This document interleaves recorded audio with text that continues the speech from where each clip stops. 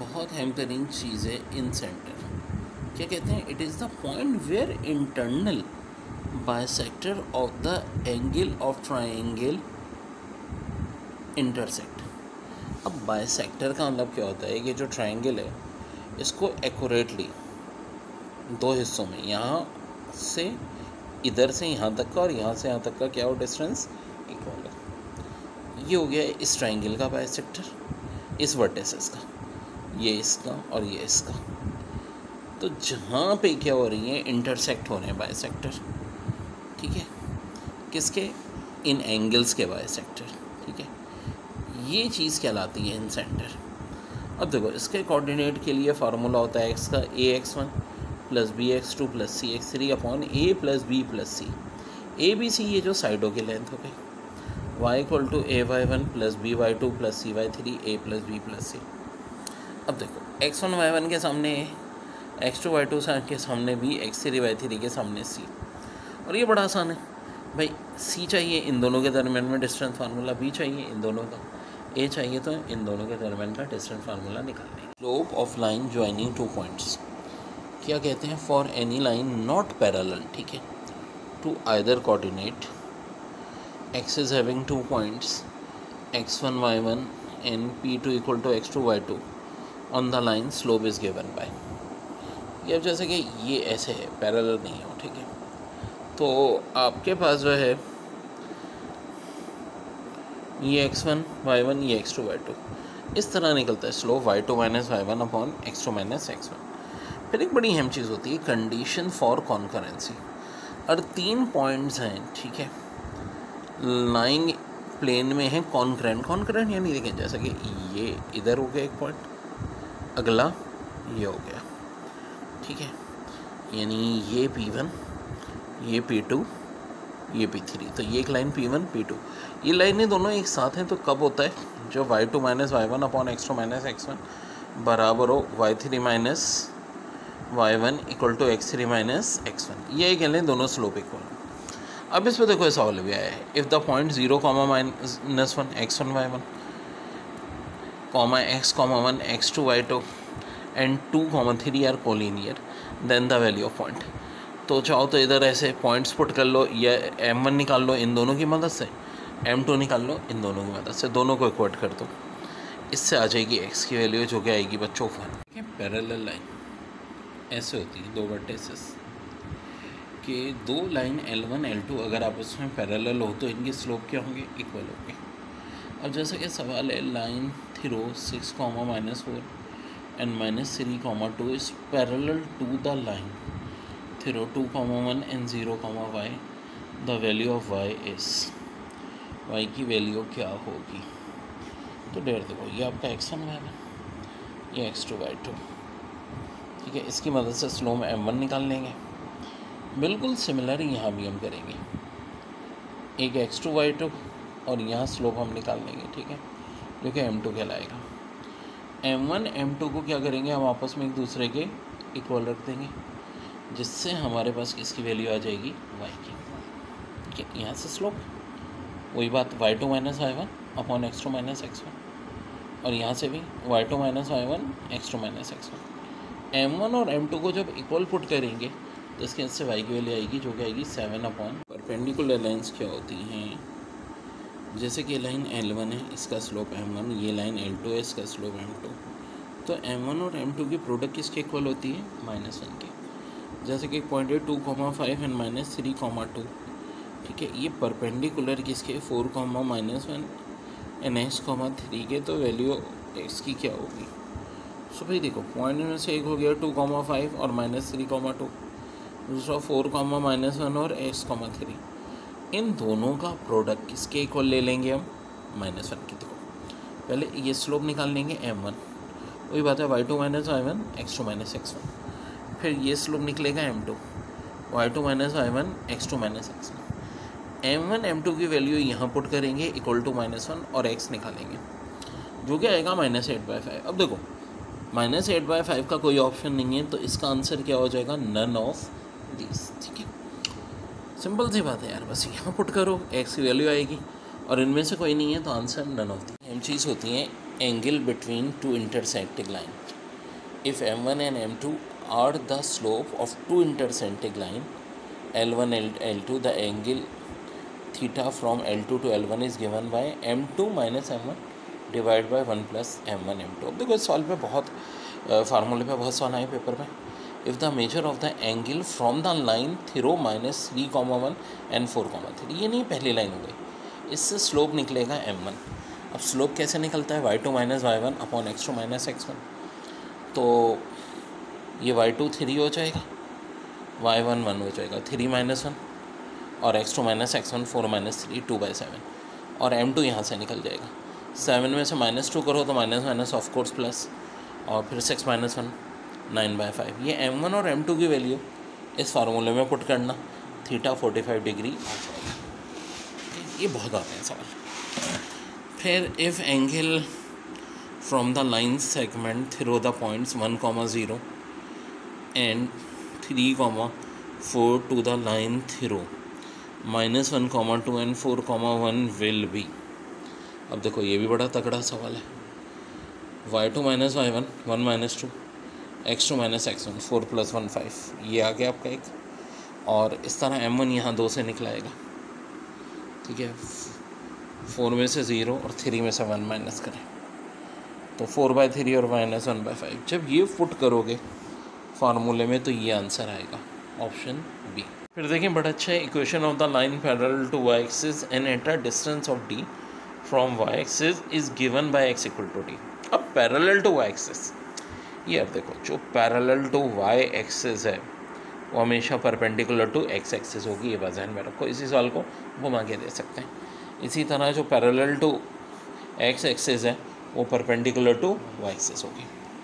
तो अब सवाल है कि equation of a line that passes through 3,6 and is perpendicular to x axis, मतलब ऑफ कोर्स आ गया कि x एक्सिस के परपेंडिकुलर. x एक्सिस के परपेंडिकुलर का मतलब है कि y एक्सिस के पैरेलल है, ठीक है. y एक्सिस के पैरेलल है.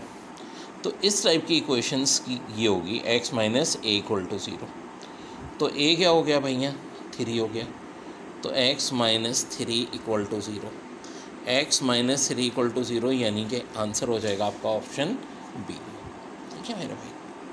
Line parallel to x axis का मतलब क्या होगा, ये अगर x एक्सिस है जो लाइन इसके पैरेलल है, ठीक है बिल्कुल. वैसे जो x एक्सिस के पैरेलल होगी वो परपेंडिकुलर किसके होती है, y एक्सिस के, ठीक है. तो हम कहते हैं the equation of line parallel to x axis is at a distance of d from x axis given by y equal to d has two parallel lines are everywhere to equidistant from each other. अब देखो इस पर सवाल कैसे आया था. Equation of the line passing through 2, -3 and parallel to x axis will be. तो अभी हमने देखा था y इक्वल टू डी या y इक्वल टू बी, कोई भी नाम दे सकते हैं, ठीक है. तो अगर y इक्वल टू बी ले लें, y इक्वल टू डी, तो इधर आगे y माइनस बी हो जाएगा. b से मुराद क्या होगा, ये a ये b. तो of course y minus B equal to 0, ये हमारी इक्वेशन होगी. या y माइनस डी कह लें, कहना चाहें तो जो आपको सही लगे. तो भाई माइनस माइनस प्लस, इसका आंसर होगा option D, y plus 3 equal to 0. Intercept क्या होता है, हम कहते हैं the value of x for which the line cross the axis of x is called the x intercept. Similarly, the value of y for which the curve crosses the axis of y is called y-intercept. इसके बाद एक चीज़ होती है point slope form.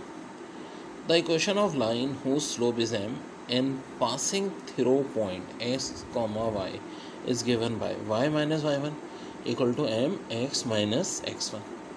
यानी देखो भाई ये line है, ये इसका कोई पॉइंट है x1 y1 और इसका स्लोप, तो इस तरह निकलेगी. अब पेपर में सवाल कैसे आए हैं देखते हैं.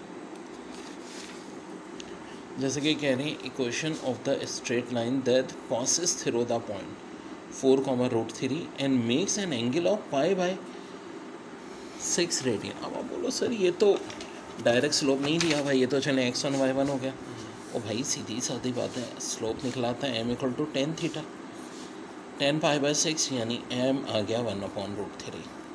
अब जो हमारी इक्वेशन है y minus y1 equal to m x minus x1, इसमें हम m की जगह 1/√3 पुट कर देंगे, ठीक है, x1 y1 की जगह पुट कर देंगे। ये आंसर आएगा ऑप्शन ई।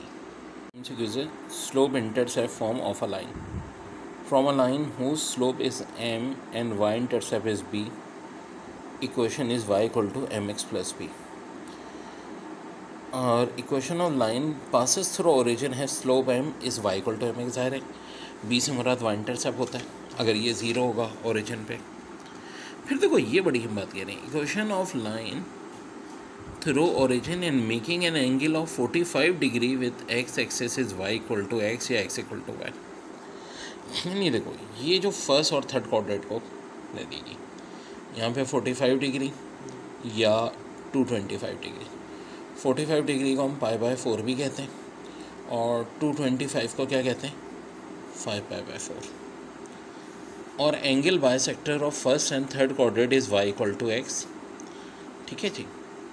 आगे कह रहे हैं if the equation of line through the origin and making an angle of -45 degree with x axis, यूँ उल्टा ये -45 होगा, तो ये किसके होगी, y इक्वल टू -x।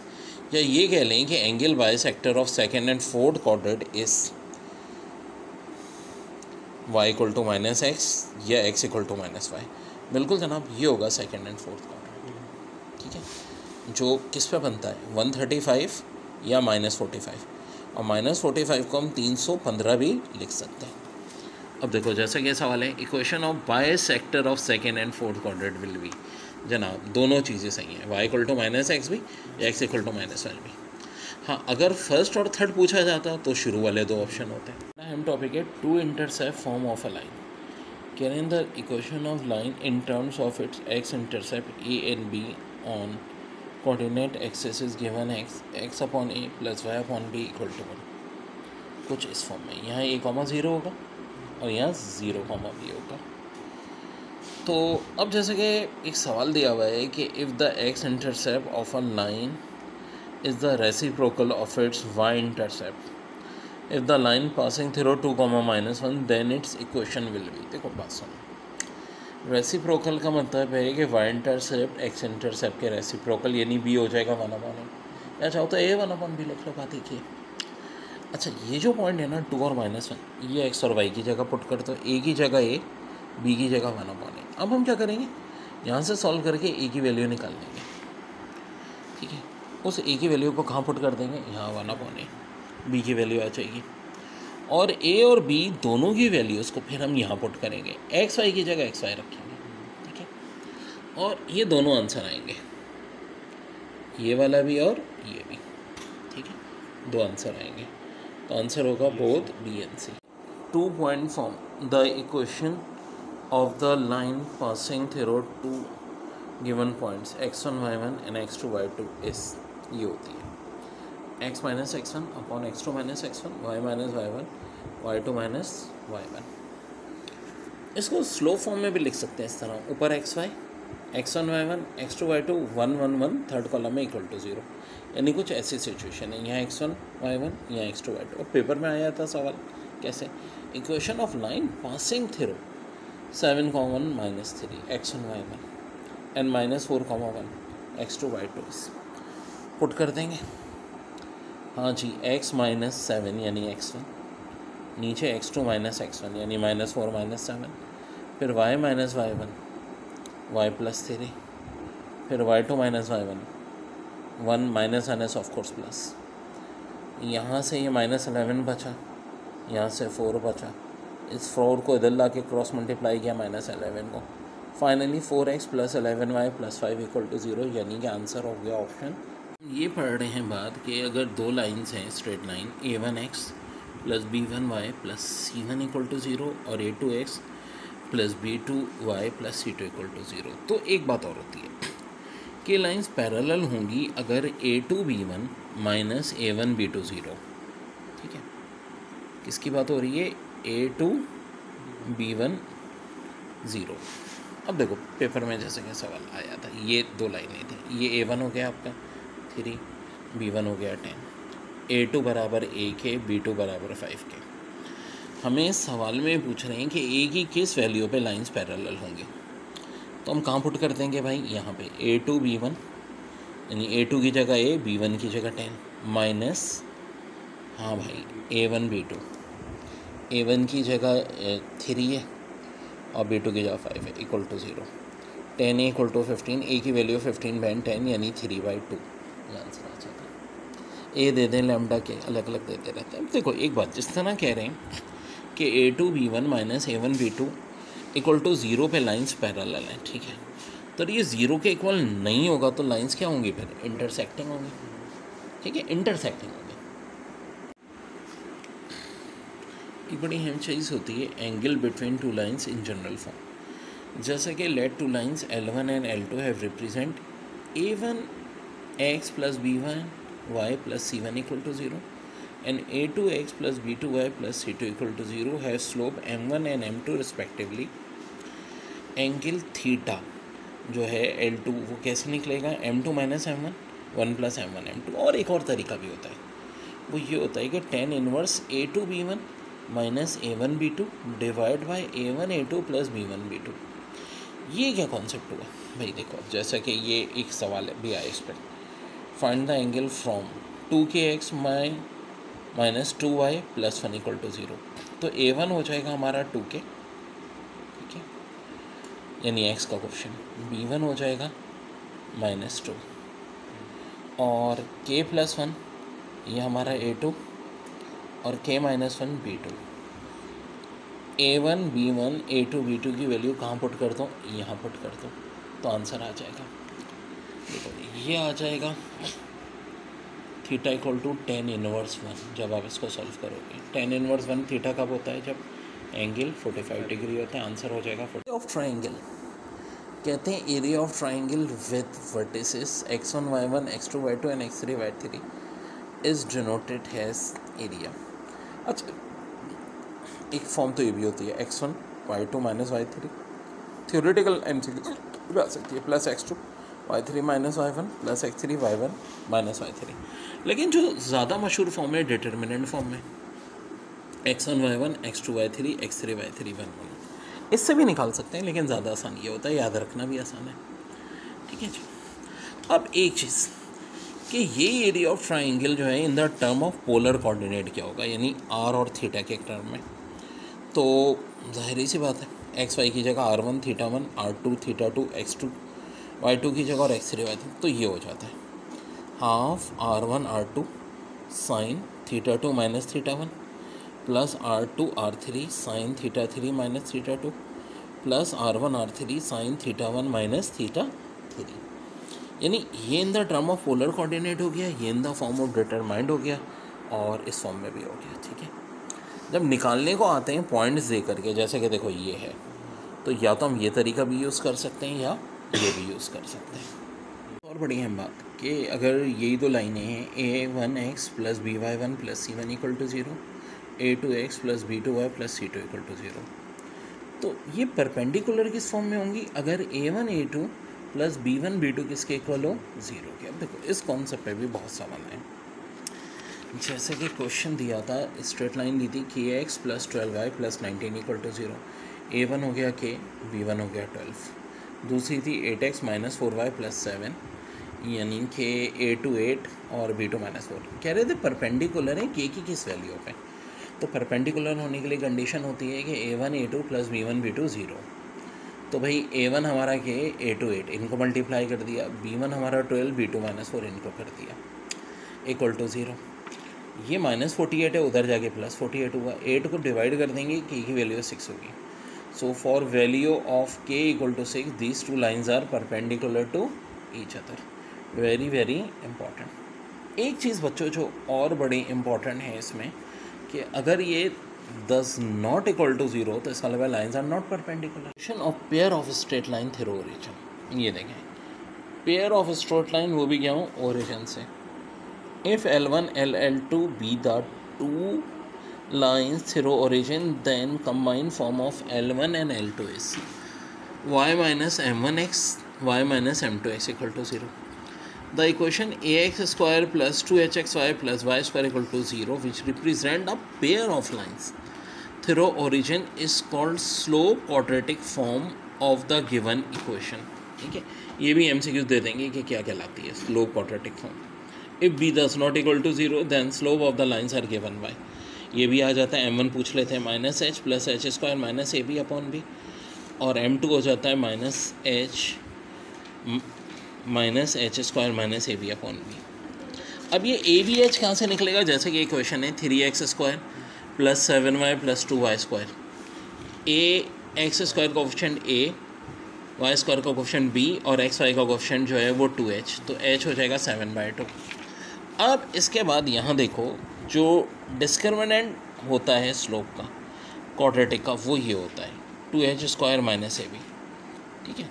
तो अब जो 3 केसेस होते हैं डिस्क्रिमिनेंट के हवाले से, अगर डिस्क्रिमिनेंट h स्क्वायर, ये जो मैंने बात की थी यहाँ से h और ab ग्रेटर देन हो ए बी से, तो रूट्स हम कहते हैं क्या होती हैं, डिस्ट्रिंग्स होती हैं, टू रेल और डिस्ट्रिंग लाइन। अगर ये इक्वल टू ए बी आ जाए एच स्क्वायर तो फिर हम क्या कहते हैं, लाइंस रेल और इक्वल, और अगर ये लेस देन 0 आ जाए तो फिर लाइंस क्या कहलाती हैं, इमेजनरी। एंगल अगर निकालना है इनके दरमियान में दो लाइन में, तो वो हमेशा निकलता है tan theta equal to 2h square minus A B A plus B. वही बात है, ए बी एच की वैल्यू पुट कर दो। अगर थीटा π/2 है, 3π/2 है, तो लाइंस परपेंडिकुलर है, और अगर ये 0 है तो इसका मतलब लाइंस। बहुत इंपॉर्टेंट क्वेश्चन है पॉइंट्स पेपर का। Write down has equation of line which cut x axis at 2,0 and y axis at 0,-4। ये इक्वेशन इस तरह दी है, x/a plus y/b equal to 1, x/2 plus y/-4 equal to 1। अब यहाँ देखो एलसीएम लेंगे तो हो जाएगा 2x minus Y plus 4 equal to 0 हो जाएगा, ठीक है। बस इतनी सी बात है, क्योंकि देखो बात हो रही थी equation of line which cut off axis. तो देखो जो x इंटरसेप्ट है जिसे हम a से ज़ाहिर करते हैं वो 2 दिया हुआ है, y इंटरसेप्ट -4 दिया हुआ है। फिर सवाल है find equation of line through the point 2,3 ये which form an isosceles triangle with the coordinate axis in the first quadrant। अब फर्स्ट क्वाड्रेंट है, सब कुछ पॉजिटिव होगा, ये दिया हुआ है। अब पहले तो देखो हम स्लोप निकाल लेंगे, ये ए बी है, ये ए है, डायग्राम दी हुई है। Slope of A B y2 minus y1 यानी a माइनस 0, फिर x2 माइनस x1 0 माइनस है, ये a कैंसिल -1 आ जाएगा स्लोप। अब देखो ये जो स्लोप है ये इस पॉइंट से भी पुट हो रहा है।